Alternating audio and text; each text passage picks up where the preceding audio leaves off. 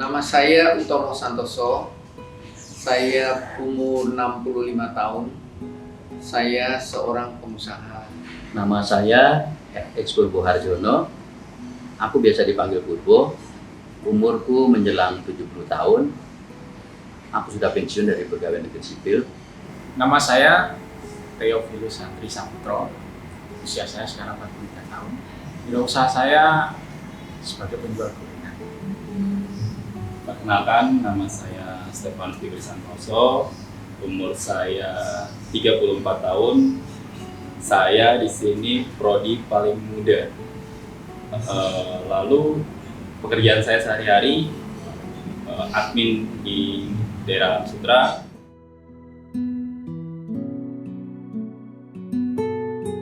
Tapi setelah saya menjadi prodiakon, saya merasakan ada suatu ketenangan.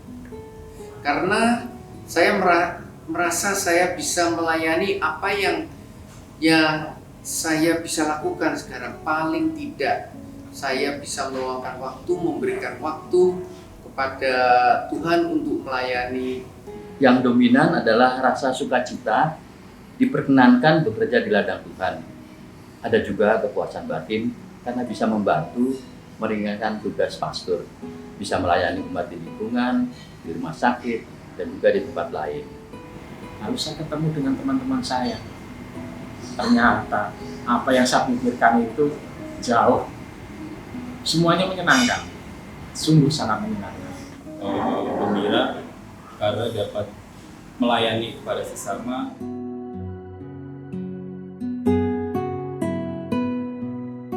Saya ini malu.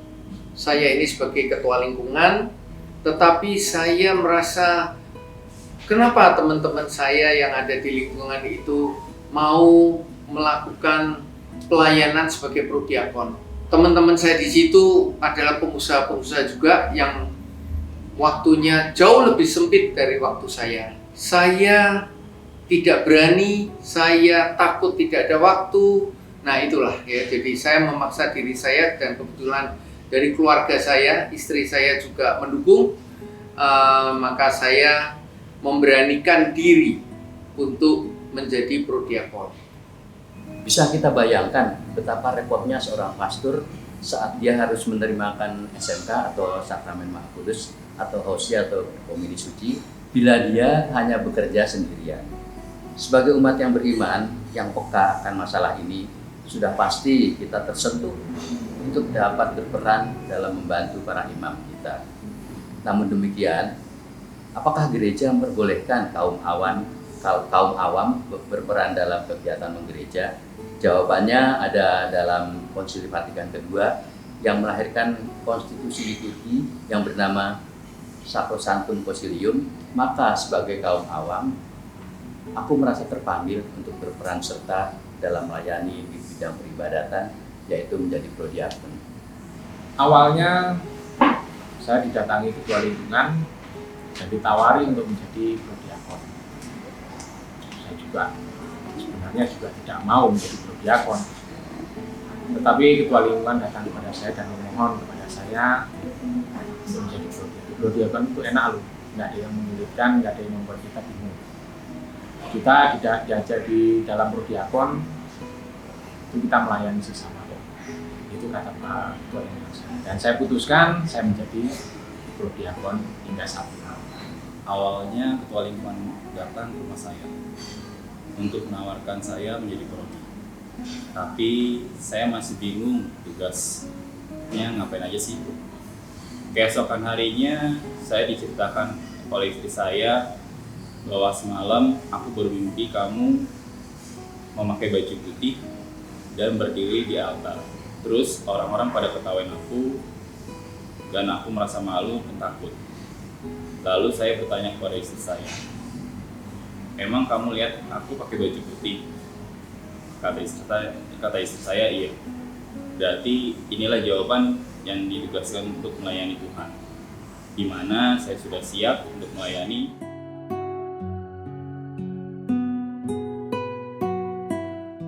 Saya mendapat dukungan, full dukungan dari istri saya. Bahkan sebelum saya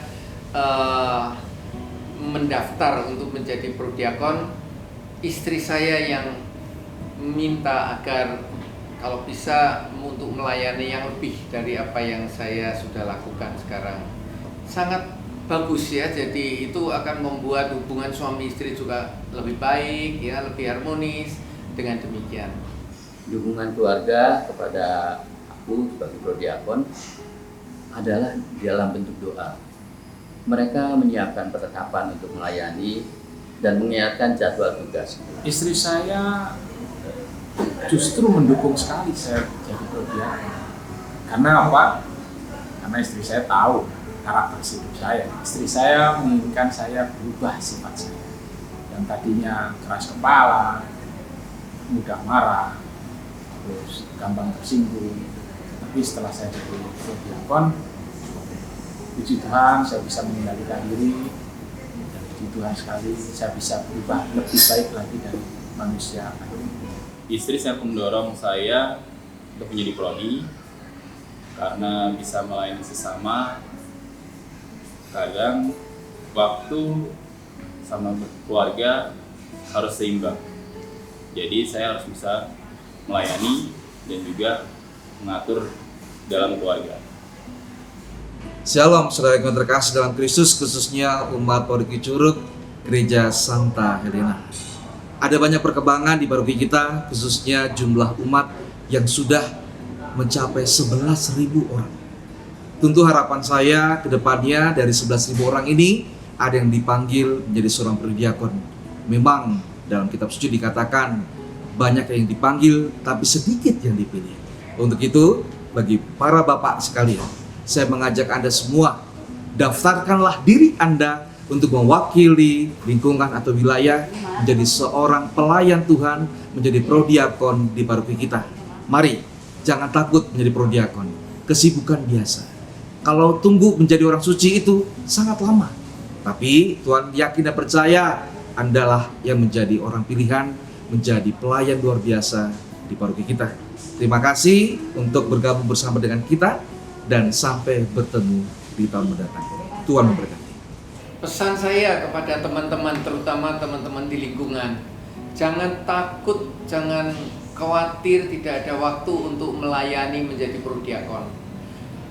Anda akan merasa lebih tenang ya sebagai prodiakon karena Anda membantu memberikan tubuh Tuhan yang sangat suci itu. Anda merasa Anda dipercaya untuk mendapatkan itu. Dan jangan takut, tidak ada waktu, pasti ada waktu.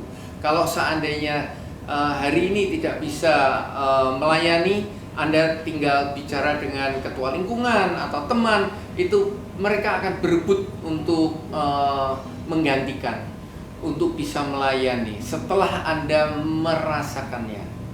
Percaya, do it, just do it. Tuhan akan happy, Dia akan tersenyum terhadap Anda. Dalam sadar kita mengimani adanya kehidupan kekal, yaitu kehidupan sesudah kehidupan di dunia ini.